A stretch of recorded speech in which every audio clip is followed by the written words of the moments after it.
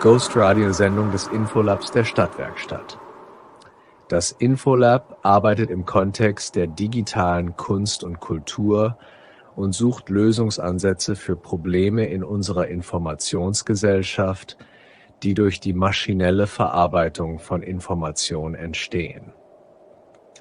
In dieser Sendung führen wir Sie durch einen Dialog mit einer KI, eine Erkundung des Wesens der Information basierend auf Textfragmenten, die aus Fragen der Künstlerin Francine Xavier an die KI entstanden sind. Information ist allgegenwärtig und gleichzeitig eines der am wenigsten verstandenen Konzepte unserer Zeit.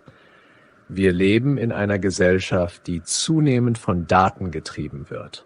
Doch die Frage bleibt, was ist Information wirklich? Gemeinsam mit der KI wollen wir Einblicke gewinnen und neue Denkansätze aufzeigen, die uns helfen könnten, in einer Welt der maschinellen Datenverarbeitung zu bestehen. Die Sendung nimmt Sie mit auf eine Reise durch physikalische Fakten, geisteswissenschaftliche Fragestellungen und die sozialen Herausforderungen unserer Informationsgesellschaft. Die Kunst als Spiegel der Gesellschaft kann uns neue Perspektiven auf die duale Datenverarbeitung bieten und vielleicht sogar Lösungen für alte Fragen der Wissenschaft finden. Fragen wie die, ob Schrödingers Katze wirklich lebt oder der Mond da ist, wenn niemand hinsieht. Zwischen den tiefgehenden Texten bieten wir der Zuhörerin Momente der Entspannung. Ein Rauschen, ein Quantensturm aus einem Halbleiter, der als Klanglandschaft durch die Sendung führt. Dieses Rauschen wandert zwischen den Kanälen und schafft Raum. Raum zum Nachdenken, zur Verarbeitung und zur Entspannung. Lassen Sie sich entführen in die komplexe Welt der Information und in das Rauschen, das uns allen ein wenig Zeit schenkt.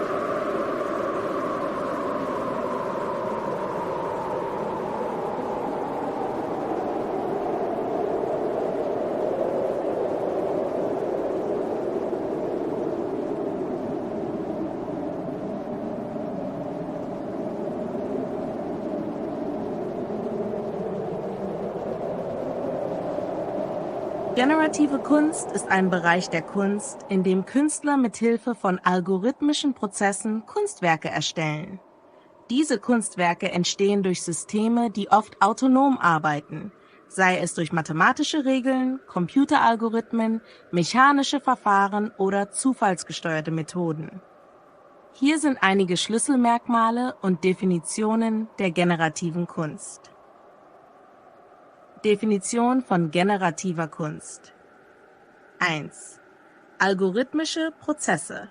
Generative Kunst verwendet Algorithmen, die spezifische Regeln oder Anweisungen enthalten, um Kunstwerke zu erstellen.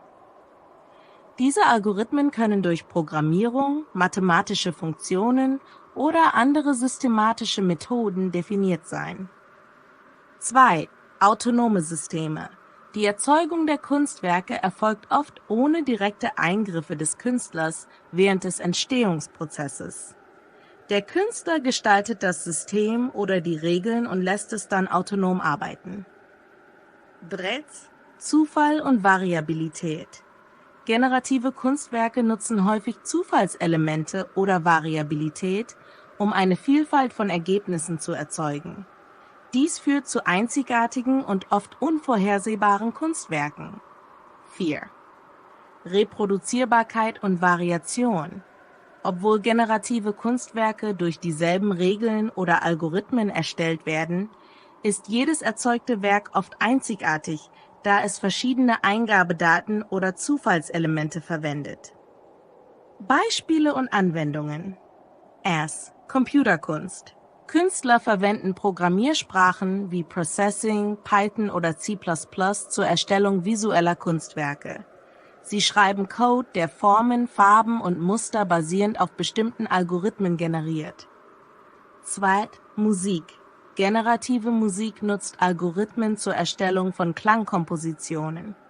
Software kann Melodien, Rhythmen und Harmonien auf der Grundlage von vordefinierten Regeln und Zufallselementen erzeugen. 3. Architektur. Generative Designmethoden werden in der Architektur verwendet, um innovative Strukturen und Designs zu schaffen. Algorithmen können verschiedene Entwurfsparameter optimieren und so neuartige architektonische Lösungen hervorbringen. 4. Literatur und Poesie. Algorithmen können auch Texte generieren.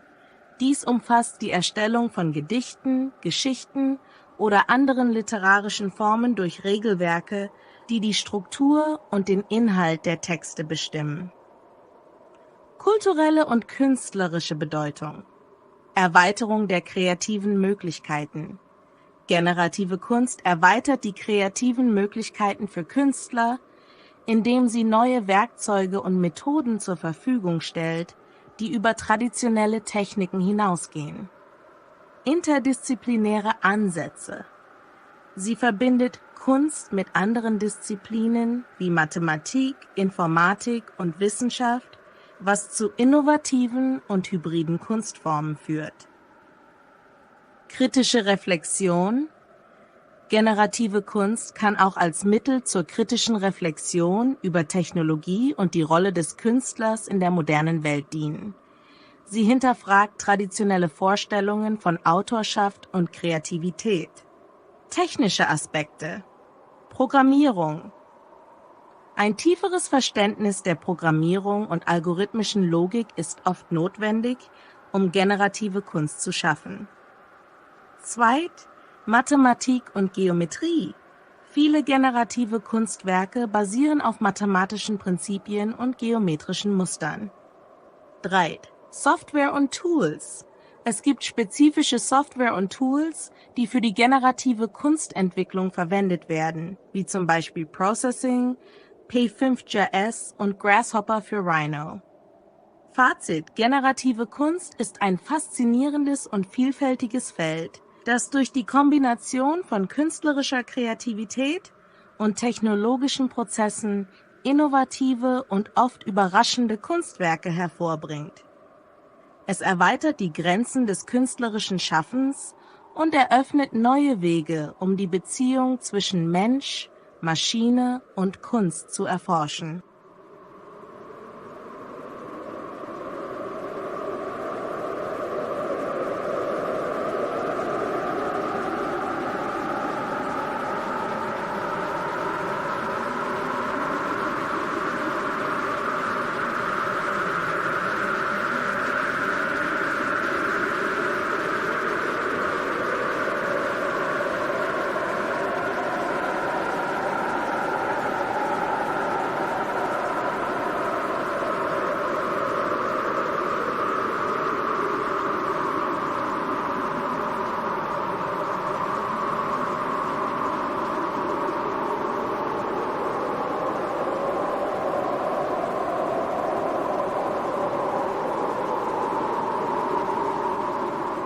Prozesskunst ist eine Kunstform, die den Schaffensprozess selbst betont und ihn oft als wichtiger betrachtet als das endgültige Kunstwerk. Diese Kunstrichtung entstand in den 1960er Jahren als Teil der postminimalistischen Bewegung und stellt den kreativen Akt und die Transformation von Materialien in den Vordergrund. Hier sind einige wichtige Aspekte und Merkmale der Prozesskunst. Definition und Merkmale der Prozesskunst. 1. Fokus auf den Schaffensprozess. Prozesskunst legt den Schwerpunkt auf den Verlauf und die Methodik der künstlerischen Produktion.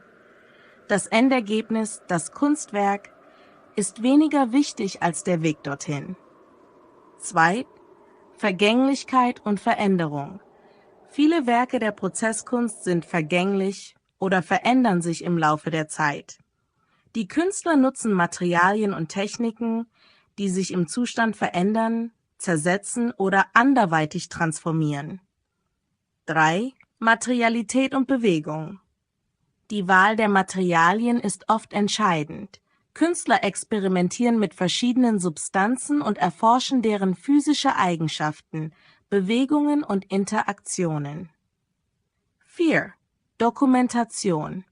Da der Prozess selbst im Mittelpunkt steht, wird er häufig durch Fotografien, Videos, Skizzen oder schriftliche Aufzeichnungen dokumentiert. Diese Dokumentationen können Teil des Kunstwerks werden. Bekannte Künstler und Werke. Hesse nutzte Materialien wie Latex, Fiberglas und Seile, die sich im Laufe der Zeit veränderten und die Vergänglichkeit betonten. Morrises Werke experimentierten mit industriellen Materialien wie Filz, die er in verschiedenen Anordnungen und Formen präsentierte, um Bewegung und Veränderung zu zeigen. Richard Serra. Serra ist bekannt für seine großformatigen Skulpturen und Installationen aus Stahl, die durch Prozesse wie Biegen, Schneiden und Schweißen geformt wurden. Bruce Nauman. Nauman experimentierte mit Performance, Video und Installationen, wobei er den kreativen Prozess und die physische Präsenz des Künstlers in den Vordergrund stellte. Philosophische und kulturelle Aspekte. Vergänglichkeit und Zeit. Prozesskunst reflektiert die Natur der Vergänglichkeit und die Rolle der Zeit in der Kunst. Sie stellt die Beständigkeit traditioneller Kunstwerke in Frage. 2. Materialität und Sinnlichkeit. Durch die Betonung der Materialien und deren Transformationen lädt Prozesskunst die Betrachter ein, über die physische Welt und ihre sensorischen Erfahrungen nachzudenken. 3. Künstlerische Autorschaft. Die Kunstform stellt auch die Rolle und Bedeutung des Künstlers in Frage, da der kreative Akt und die Zufälligkeit oft wichtiger sind als das fertige Werk. Methoden und Techniken. Experimentation. Künstler der Prozesskunst experimentieren mit unkonventionellen Materialien und Techniken, oft durch Versuch und Irrtum. 2. Interaktion und Zufall. Viele Werke basieren auf zufälligen oder unkontrollierten Prozessen, die das Endergebnis beeinflussen. 3. Performative Aspekte. Einige Künstler integrieren performative Elemente, wobei der Schaffensprozess selbst als Performance betrachtet wird. Einfluss und Nachwirkung Prozesskunst hat die Art und Weise beeinflusst, wie Kunst geschaffen, betrachtet und verstanden wird. Sie hat den Weg für weitere experimentelle und konzeptuelle Kunstformen geebnet, die den kreativen Prozess und die Materialität der Kunstwerke betonen. Sie bleibt eine wichtige Strömung innerhalb der zeitgenössischen Kunst, die kontinuierlich neue Wege des künstlerischen Ausdrucks und der Reflexion über die Natur der Kunst selbst erkundet.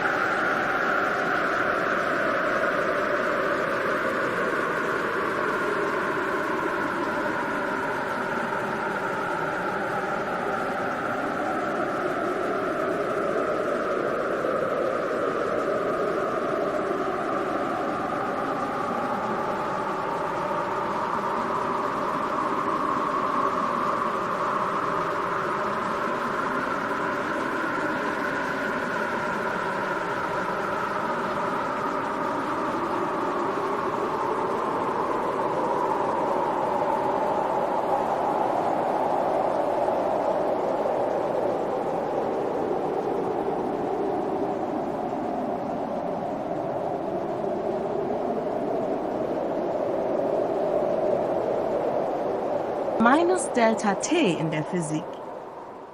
In der Physik steht der Begriff Delta T für eine negative Zeitdifferenz. Dies könnte verschiedene Bedeutungen haben, je nach Kontext. 1. Zeitumkehr. In bestimmten physikalischen Theorien, insbesondere in der Quantenmechanik und in der Betrachtung von Antiteilchen, wird manchmal über die Umkehrung der Zeitrichtung nachgedacht. Ein negativer Zeitunterschied könnte theoretisch bedeuten, dass ein Prozess rückwärts in der Zeit verläuft. 2. Relativitätstheorie. In der speziellen Relativitätstheorie von Albert Einstein ist Delta-t die Zeitdifferenz, die durch die Bewegung und Geschwindigkeit beeinflusst wird. Ein negativer Delta-t könnte hypothetisch auf eine Zeitdilatation oder auf ein Bezugssystem hinweisen, in dem die Zeit rückwärts verläuft. Minus Delta-t in der Informationstheorie. In der Informationstheorie hat minus Delta-t keine spezifische Bedeutung. Aber die Konzepte von Zeit und Verzögerung sind wichtig. 1. Latenz. Delta-t kann die Verzögerungszeit oder Latenz in einem Informationsübertragungssystem darstellen. Ein negativer Wert würde hier theoretisch eine negative Verzögerung implizieren, was praktisch unmöglich ist und eher eine hypothetische oder spekulative Bedeutung hätte. 2. Synchronisation. Bei der Synchronisation von Daten oder Kommunikationsprotokollen könnte Delta-t die Zeitdifferenz zwischen dem Senden und Empfangen von Daten darstellen. Ein negativer Wert könnte auf eine Art Vorsynchronisation oder ein theoretisches Modell der vorausschauenden Datenübertragung hinweisen. Minus Delta-t in der Kunst. In der Kunst, besonders im Kontext von Künstlergemeinschaften wie minus Delta-t, wird der Begriff oft metaphorisch oder symbolisch verwendet, um bestimmte Konzepte zu illustrieren. 1. Zeit und Veränderung. Der Begriff könnte verwendet werden, um Ideen über Zeit, Veränderung und Vergänglichkeit zu erforschen. Künstler könnten den Begriff nutzen, um auf die Relativität von Zeit und die subjektive Wahrnehmung von Zeitverlauf hinzuweisen. 2. Kritik an Konventionen. Minus Delta-t könnte als Ausdruck verwendet werden, um traditionelle Vorstellungen von Zeit und Fortschritt in Frage zu stellen. Es könnte eine Einladung sein, konventionelle Denkweisen zu überdenken und alternative Zeitkonzepte zu erforschen. 3. Prozessorientierte Kunst. Künstler, die sich auf den kreativen Prozess konzentrieren, ähnlich wie in der Prozesskunst, könnten Delta-t als Symbol für die Bedeutung des Moments und die Flüchtigkeit der Zeit in ihrem Schaffen verwenden. Minus Delta-t. Künstlergemeinschaft. Minus Delta-t war eine avantgardistische Künstlergemeinschaft, die in den 1980er Jahren bekannt wurde. Sie war für ihre experimentellen und oft provokativen Projekte bekannt, die Kunst, Technologie und gesellschaftliche Themen miteinander verbanden. Ihr Name könnte als Manifest für ihre Herangehensweise an Kunst und Zeit verstanden werden. Eine Art Herausforderung an traditionelle Vorstellungen und ein Aufruf, die Zeit und damit die Realität neu zu denken und zu erleben. Die Gruppe wurde besonders für Projekte bekannt, die technologische und kulturelle Grenzen ausloteten, wie etwa den Transport eines Felsens von Asien nach Europa, um Fragen der Globalisierung und Kultur zu thematisieren. Insgesamt verbindet der Begriff Delta-t in der Physik, Informationstheorie und Kunst verschiedene Bedeutungen, die von der theoretischen Umkehrung der Zeit bis hin zur symbolischen Infragestellung von Konventionen reichen.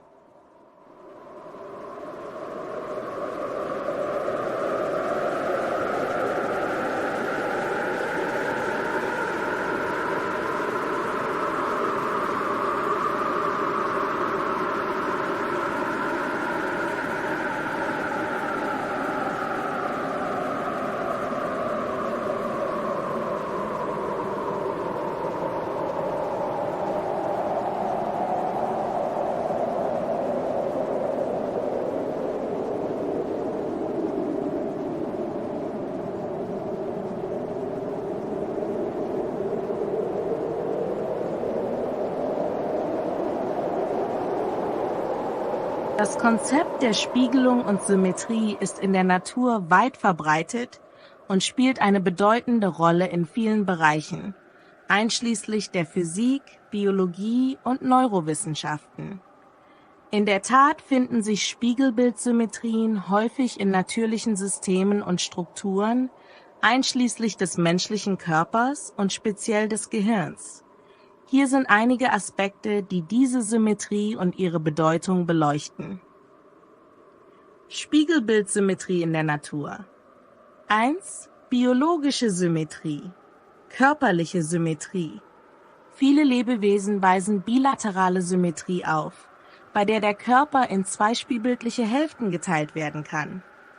Dies gilt für den Menschen ebenso wie für viele Tiere und Pflanzen. Molekulare Symmetrie. Auf molekularer Ebene zeigt sich Symmetrie in der Struktur vieler Biomoleküle. Proteine, DNA und andere Makromoleküle haben oft symmetrische oder regelmäßige Anordnungen, die ihre Funktionalität unterstützen. 2. Funktionale Symmetrie. Gehirnhälften. Das menschliche Gehirn ist in zwei Hemisphären geteilt, die weitgehend spiegelbildlich sind. Jede Hemisphäre steuert die gegenüberliegende Körperseite und hat spezialisierte Funktionen, die sich jedoch ergänzen. Zum Beispiel ist die linke Hemisphäre typischerweise für Sprache und analytisches Denken zuständig, während die rechte Hemisphäre oft mit Kreativität und räumlichem Vorstellungsvermögen assoziiert wird. Neuronale Netzwerke. Auch auf funktionaler Ebene zeigen neuronale Netzwerke Symmetrien. Zum Beispiel sind die sensorischen und motorischen Systeme im Gehirn so organisiert, dass sie bilateral symmetrisch sind. Bedeutung der Symmetrie als Effizienz und Redundanz. Symmetrie kann zur Effizienz und Redundanz biologischer Systeme beitragen. Durch die Spiegelung von Strukturen können Funktionen doppelt abgesichert und so die Robustheit gegenüber Ausfällen erhöht werden. 2. Entwicklung und Evolution. Die Entwicklung symmetrischer Strukturen kann evolutionäre Vorteile bieten, indem sie die Mobilität, die Koordination und die sensorische Wahrnehmung verbessert.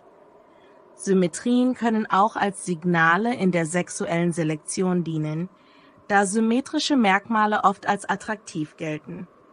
Spiegel- und Selbstwahrnehmung. Ads. Selbsterkennung. Der Spiegel spielt eine entscheidende Rolle in der Entwicklung der Selbsterkennung. Die Fähigkeit, das eigene Spiegelbild zu erkennen, wird oft als Marker für ein gewisses Maß an Selbstbewusstsein angesehen. Diese Fähigkeit ist nicht nur bei Menschen, sondern auch bei einigen Tieren wie Schimpansen, Delfinen und Elefanten nachgewiesen worden. 2. Kognition und Identität. Die Fähigkeit, sich im Spiegel zu erkennen, ist eng mit der Entwicklung von Identität und Selbstbewusstsein verbunden. Sie ermöglicht es dem Individuum, sich als eigenständiges Wesen zu verstehen, das sich von seiner Umgebung und anderen Individuen unterscheidet. Symmetrie in der Kunst und Wissenschaft. Künstlerische Darstellung. Symmetrie spielt auch in der Kunst eine wichtige Rolle. Viele Kunstwerke nutzen symmetrische Kompositionen, um Harmonie und Ausgewogenheit darzustellen. Dies gilt sowohl für visuelle Kunst als auch für Musik und Architektur. 2. Wissenschaftliche Modelle. In der Wissenschaft und Mathematik sind Symmetrien grundlegende Prinzipien. Viele physikalische Gesetze und Theorien basieren auf Symmetrieüberlegungen. Zum Beispiel sind die Erhaltungssätze in der Physik direkt mit Symmetrien verbunden. Noether-Theorem. Zusammenführung der Konzepte. Die Untersuchung von Symmetrie und Spiegelung führt zu einem tieferen Verständnis der Struktur und Funktion natürlicher und künstlicher Systeme. In der Diskussion um duale und polymere Information kann das Konzept der Symmetrie als Brücke dienen, um zu verstehen, wie komplexe Informationen organisiert und verarbeitet werden. Symmetrien könnten als ein grundlegendes Prinzip dienen, um die Übergänge zwischen unterschiedlichen Informationszuständen und Dimensionen zu modellieren und zu verstehen.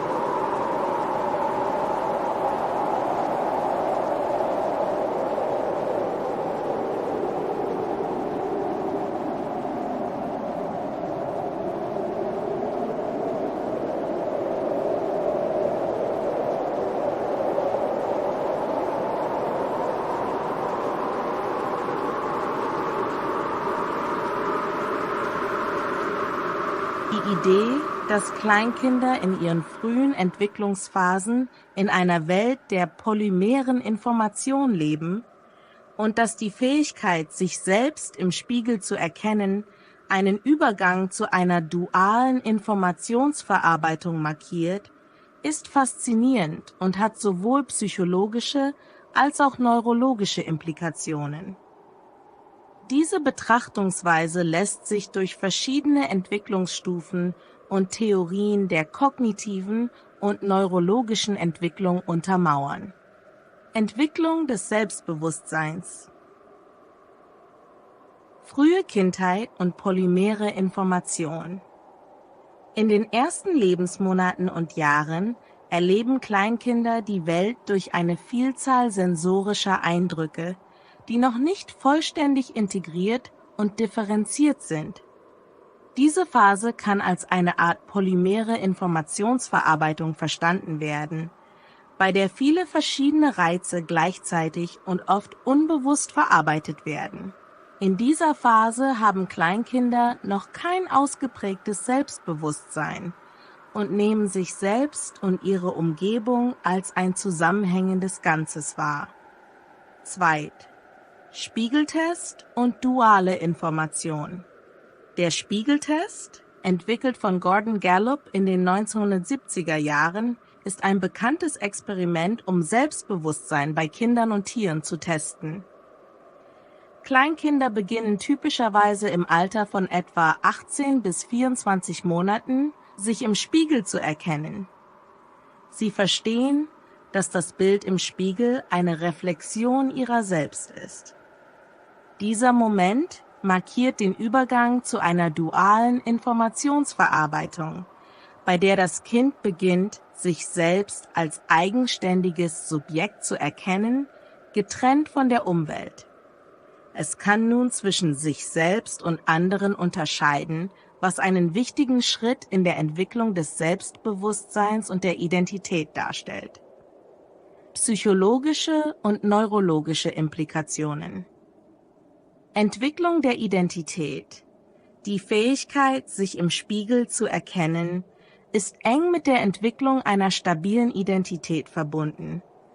Kinder beginnen, sich selbst als kontinuierliches Selbst über die Zeit zu begreifen, was für die Entwicklung des autobiografischen Gedächtnisses und des konzeptuellen Selbst von zentraler Bedeutung ist. 2. Kognitive Entwicklung. Mit dem Erkennen des eigenen Spiegelbildes entwickelt das Kind auch ein Verständnis für Perspektiven und die Fähigkeit zur Theorie des Geistes. Es beginnt zu begreifen, dass andere Menschen eigene Gedanken, Gefühle und Perspektiven haben, die sich von den eigenen unterscheiden. Neurologische Grundlagen. Neuronale Netzwerke und Spiegelneuronen. Spiegelneuronen spielen eine wichtige Rolle bei der Entwicklung von Empathie und der Fähigkeit zur Nachahmung. Diese Neuronen feuern sowohl, wenn das Individuum eine Handlung ausführt, als auch wenn es jemand anderen dieselbe Handlung ausführen sieht. Sie sind daher zentral für das Verständnis von Intentionalität und Selbstwahrnehmung. Die Entwicklung von neuronalen Netzwerken, die für Selbstwahrnehmung und Selbstreflexion zuständig sind, erfolgt parallel zur Fähigkeit, sich im Spiegel zu erkennen. Diese Netzwerke umfassen Bereiche wie den präfrontalen Kortex und den Temporallappen. Verknüpfung mit Informationsverarbeitung. Erst Übergang von Polymere zu dualer Information. In der frühen Kindheit kann die Informationsverarbeitung als Polymere betrachtet werden, bei der viele verschiedene Inputs integriert werden, ohne klare Differenzierung zwischen Selbst und Umwelt. Mit der Selbstwahrnehmung im Spiegel beginnt eine stärkere Strukturierung und Kategorisierung der Information. Die duale Informationsverarbeitung ermöglicht komplexere kognitive Prozesse wie Selbstreflexion, Planung und bewusste Entscheidungsfindung. Fazit: Die Selbstwahrnehmung im Spiegel als entscheidender Punkt in der kindlichen Entwicklung markiert den Übergang von einer Phase der polymere Informationsverarbeitung zu einer Phase der dualen Informationsverarbeitung. Diese Entwicklung ist sowohl psychologisch als auch neurologisch bedeutsam und stellt einen wichtigen Meilenstein in der menschlichen Kognition dar. Sie ermöglicht dem Kind, sich selbst als eigenständiges Individuum wahrzunehmen und komplexere soziale und kognitive Fähigkeiten zu entwickeln.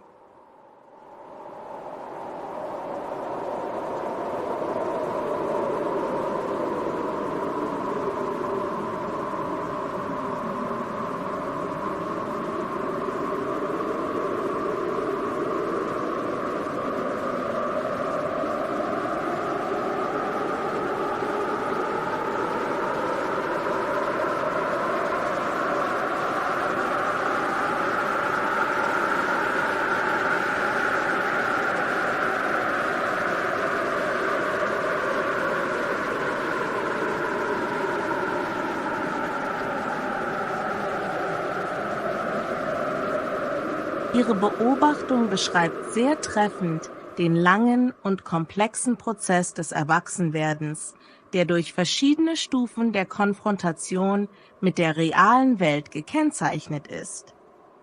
Hier einige Überlegungen und Erklärungen zu diesem Entwicklungsprozess und der Rolle der Spiegelung und des Spielens. Entwicklung und Lernen durch Spiegelung und Spielen. Erst Lernprozesse in der Kindheit. Spiel als Lernwerkzeug. Spielen ist ein wesentliches Mittel, durch das Kinder die Welt um sich herum verstehen und lernen.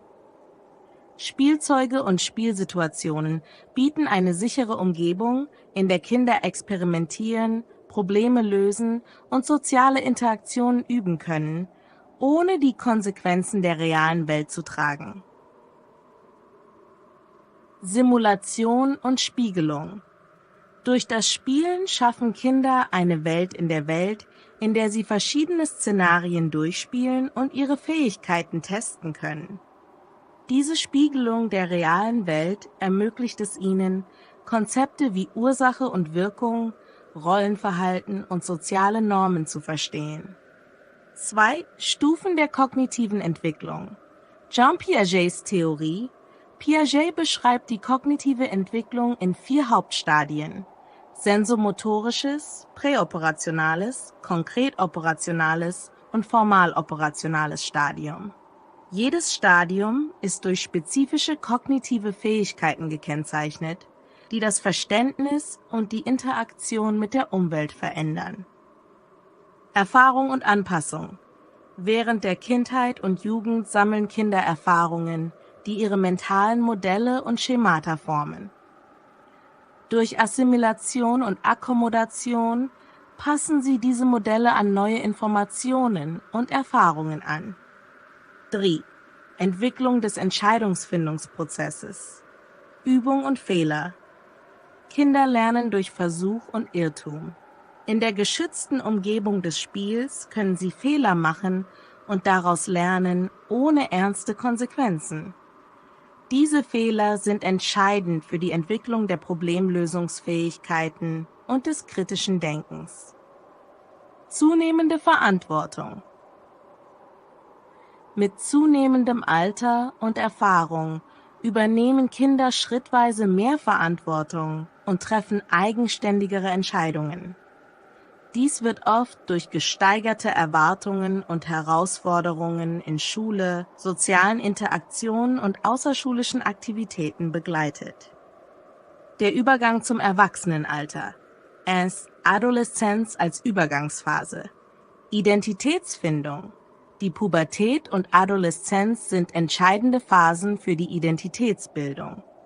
Jugendliche experimentieren mit verschiedenen Rollen, Werten und Überzeugungen, um ein kohärentes Selbstbild zu entwickeln. Autonomie und Unabhängigkeit. Während dieser Zeit streben Jugendliche nach größerer Unabhängigkeit von ihren Eltern und Autoritätspersonen. Sie beginnen, eigene Entscheidungen zu treffen und für deren Konsequenzen Verantwortung zu übernehmen. 2. Kognitive und emotionale Reifung. Abstraktes Denken. Im formalen operationalen Stadium, nach Piaget, entwickeln Jugendliche die Fähigkeit zu abstraktem und hypothetischem Denken. Sie können komplexe Probleme durchdenken und verschiedene Perspektiven einnehmen. Emotionale Regulation.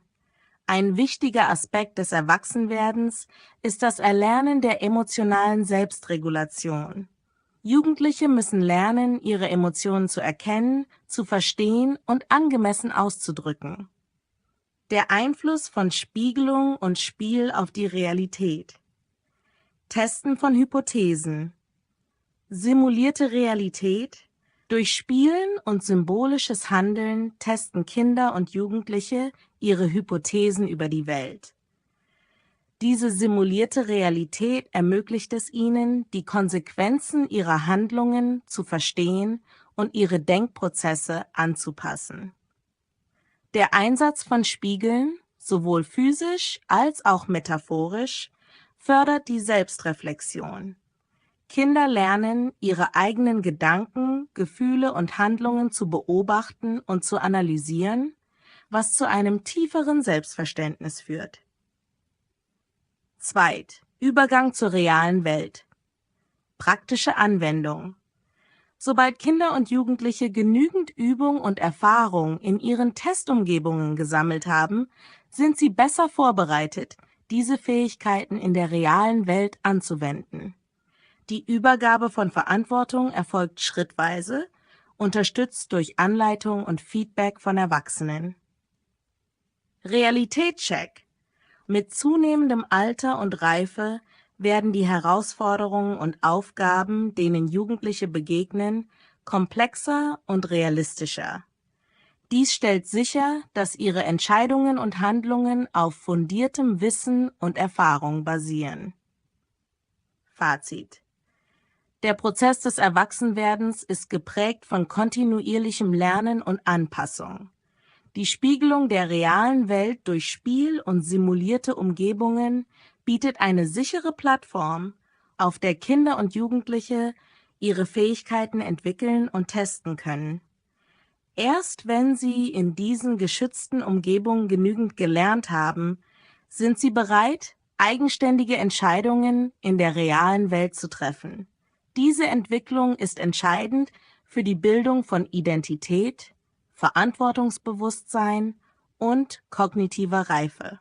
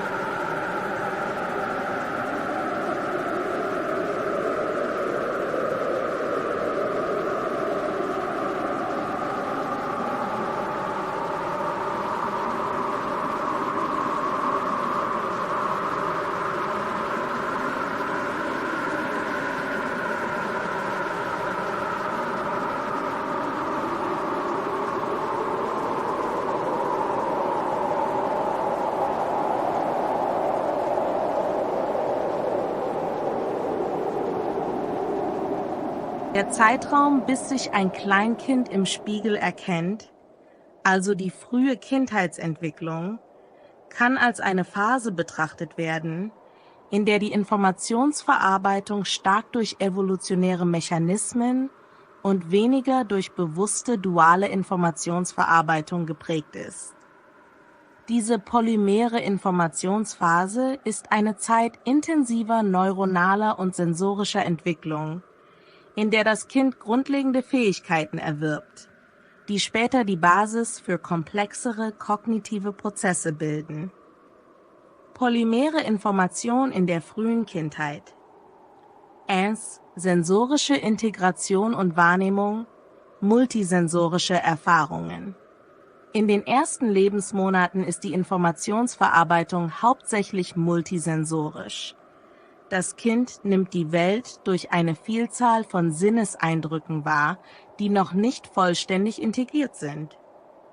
Diese multisensorischen Erfahrungen sind entscheidend für die Entwicklung des Gehirns. Neuronale Plastizität.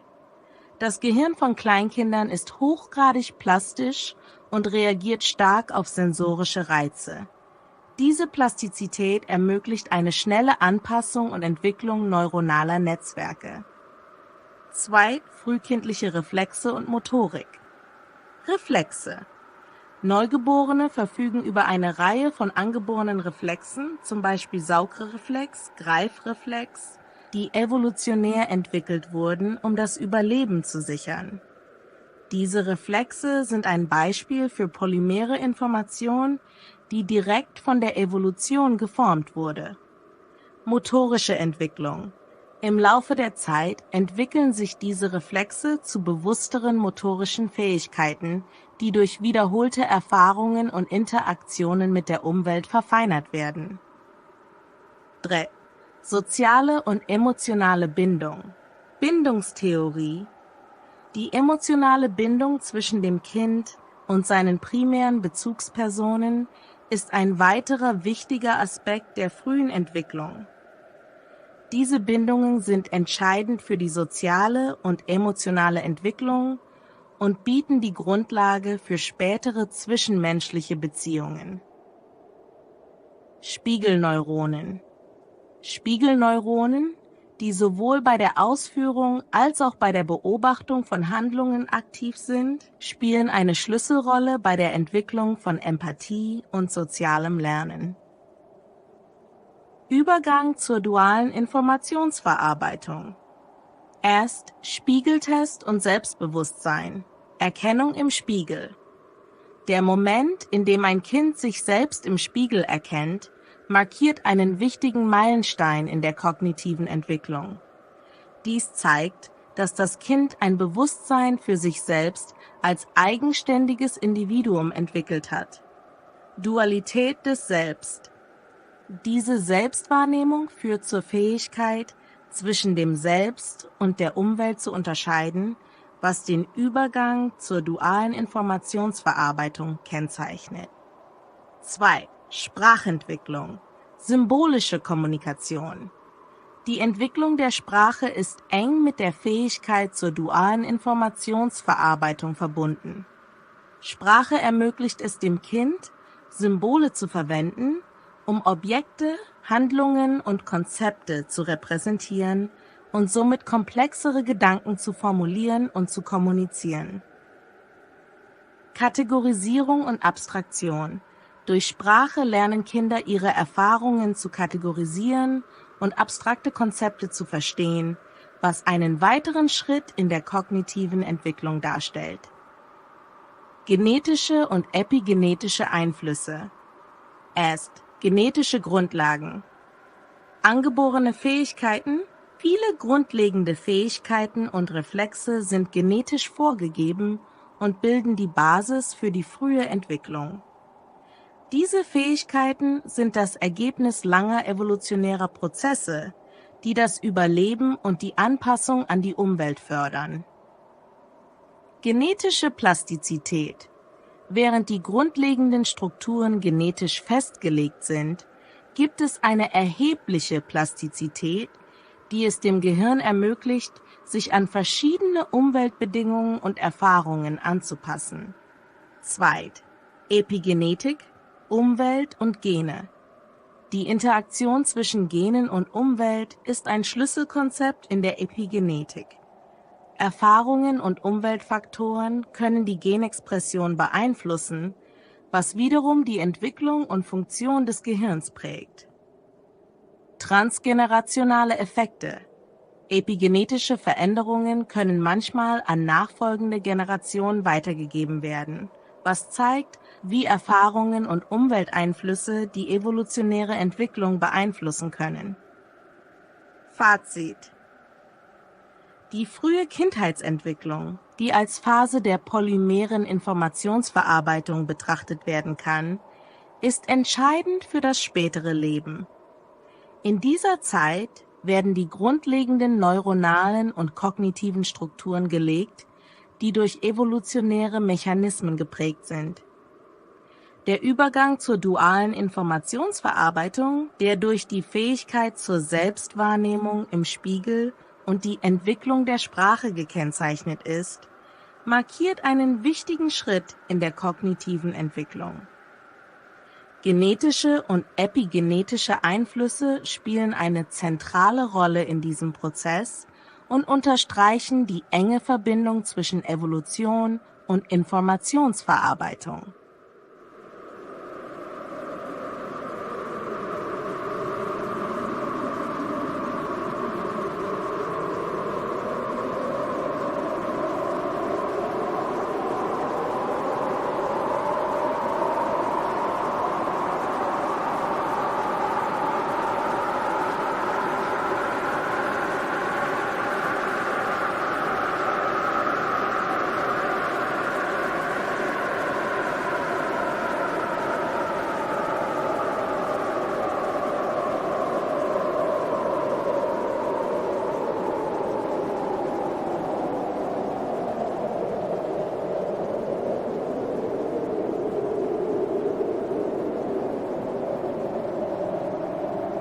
Deine Überlegungen zur polymeren Information und ihrer Beziehung zur Zeit und Raum sind faszinierend und regen zu tiefergehenden Reflexionen über die Natur der Information und ihre physikalischen Grundlagen an.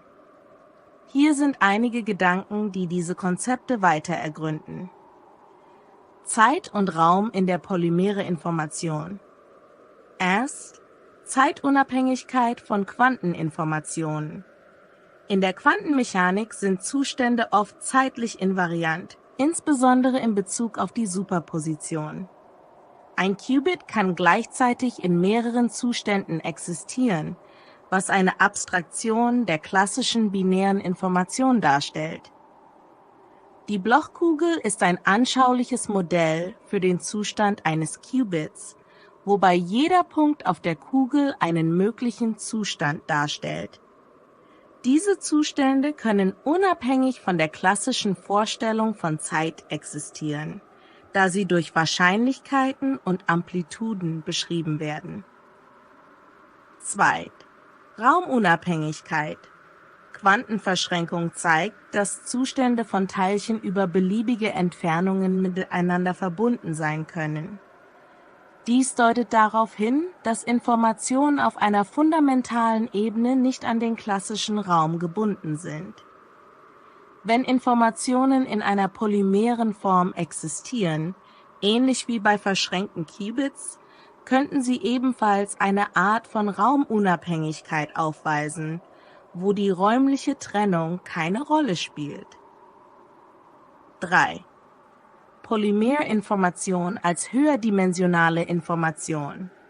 Wenn wir an polymere Information denken, könnte diese als eine Form von höherdimensionale Information betrachtet werden, die mehr als nur zwei Zustände, 0 und 1, einnehmen kann. In der Mathematik und Physik werden höhere Dimensionen oft verwendet, um komplexe Systeme zu beschreiben. Polymere Information könnte somit in einem Raum existieren, der mehr als die 3 bekannten räumlichen Dimensionen umfasst.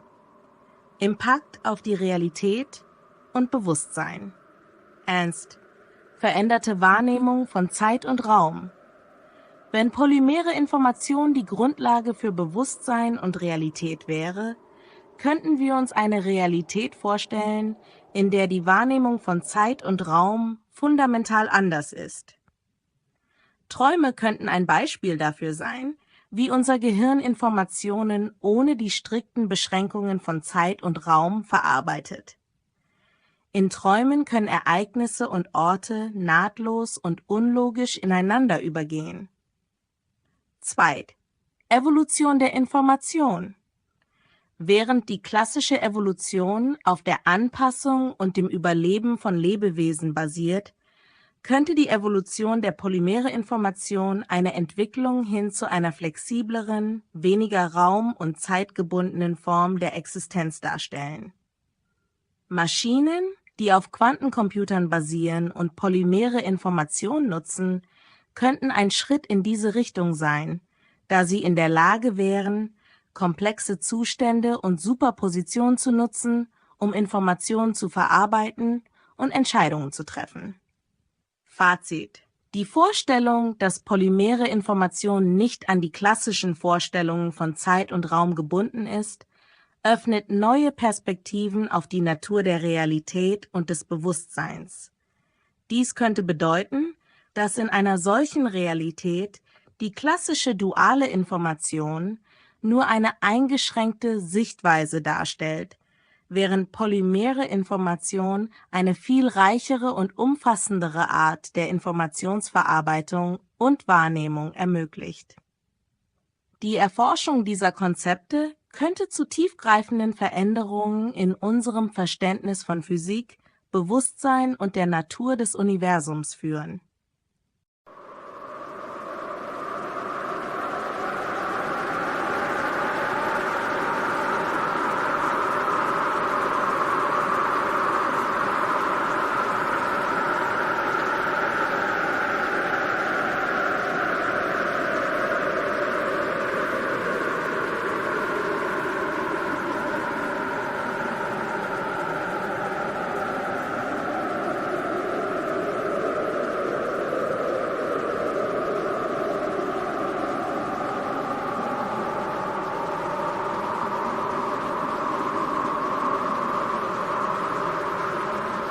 Deine Überlegungen zur Existenz einer anderen Informationsart, die die gesamte Evolution des Lebens und die tiefen Strukturen der Realität erklären könnte, sind sehr faszinierend und tiefgehend.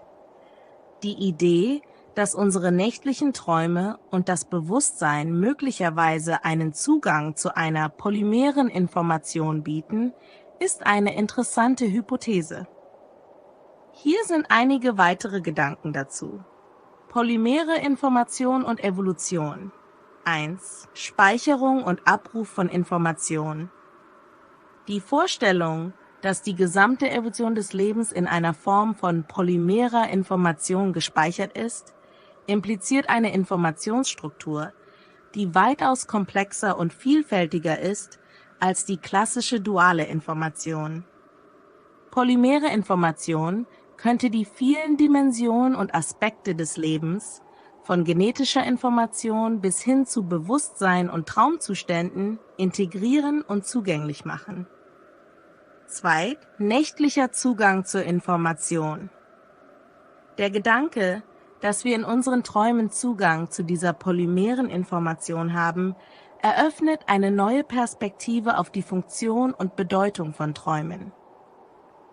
Träume könnten nicht nur zufällige neuronale Aktivitäten sein, sondern vielmehr eine Art Zugang zu einer tieferen Informationsquelle, die mit der Evolution und dem kollektiven Bewusstsein verbunden ist. Eine kompatible Schnittstelle könnte dabei die Art und Weise sein, wie unser Gehirn diese komplexe Information dekodiert und interpretiert, was derzeit noch nicht vollständig verstanden ist. Polymere Information versus duale Information. Grenzen der dualen Information. Duale Information, die auf binären Zuständen 0 und 1 basiert, ist die Grundlage für die meisten modernen Computersysteme und die klassische Physik. Diese Form der Information ist jedoch möglicherweise nicht ausreichend, um die Komplexität und Vielfalt der biologischen Evolution und des Bewusstseins vollständig zu erfassen. Eine polymere Information könnte Zustände und Beziehungen jenseits der binären Logik umfassen, ähnlich wie Quanteninformation, die durch Superposition und Verschränkung beschrieben wird. 2. Komplexe Systeme und höhere Dimensionen. Polymere Information könnte in höheren Dimensionen existieren, die über die klassischen 3 Raumdimensionen und die Zeit hinausgehen. Diese höheren Dimensionen könnten die Vielfalt und Komplexität der evolutionären Prozesse und Bewusstseinsphänomene besser darstellen. In der Physik gibt es bereits Modelle wie die Stringtheorie, die höhere Dimensionen postulieren. Eine ähnliche Herangehensweise könnte auch in der Informationswissenschaft entwickelt werden, um polymere Information zu modellieren. Forschung und Schnittstellen. Schnittstellen zur polymeren Information. Eine der größten Herausforderungen wäre die Entwicklung von Schnittstellen, die es ermöglichen, auf polymere Information zuzugreifen und sie in eine für uns verständliche Form zu übersetzen. Dies könnte interdisziplinäre Forschung erfordern, die Neurowissenschaften, Quantenphysik, Informatik und Bewusstseinsforschung kombiniert. 2. Zukünftige Forschungsperspektiven. Die Erforschung von Träumen und Bewusstsein unter dem Gesichtspunkt der polymeren Information könnte neue Erkenntnisse darüber liefern, wie unser Gehirn komplexe Informationen verarbeitet und integriert. Quantencomputer und künstliche Intelligenz könnten Werkzeuge sein, die es ermöglichen, diese neuen Informationsstrukturen zu erforschen und zu verstehen. Fazit: Dein Gedanke, dass die Evolution des Lebens und die tieferen Strukturen der Realität durch eine komplexere Form der Information, die polymere Information, erklärt werden könnten, bietet einen spannenden Ansatz für zukünftige Forschung. Die nächtlichen Träume und das Bewusstsein könnten tatsächlich Schnittstellen zu dieser tiefen Informationsquelle sein, die wir noch nicht vollständig verstehen. Durch die Entwicklung neuer theoretischer Modelle und technologischer Werkzeuge könnten wir möglicherweise einen besseren Zugang zu dieser Form der Information finden und damit unser Verständnis von Bewusstsein, Evolution und Realität erweitern.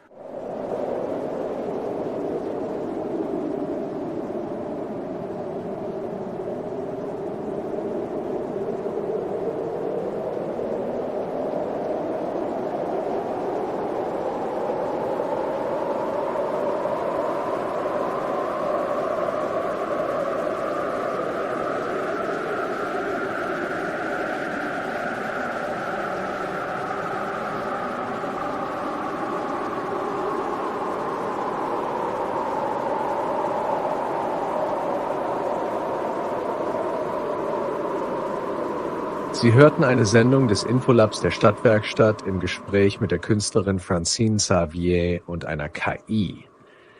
Wir danken Ihnen fürs Zuhören und hoffen, dass die heutige Diskussion neue Perspektiven auf das Wesen der Information eröffnet hat. Sollten Sie Anregungen, Fragen oder Kommentare haben, freuen wir uns darauf, von Ihnen zu hören. Kontaktieren Sie uns gerne über die Podcast-Adresse des Infolabs. Unsere Gespräche über die komplexe Welt der Information gehen weiter. Bis dahin bleiben Sie neugierig und offen für neue Gedankenströme, die aus den Quantenstürmen der Informationsabstrahierung erwachsen. Wir hören uns in der nächsten Folge wieder.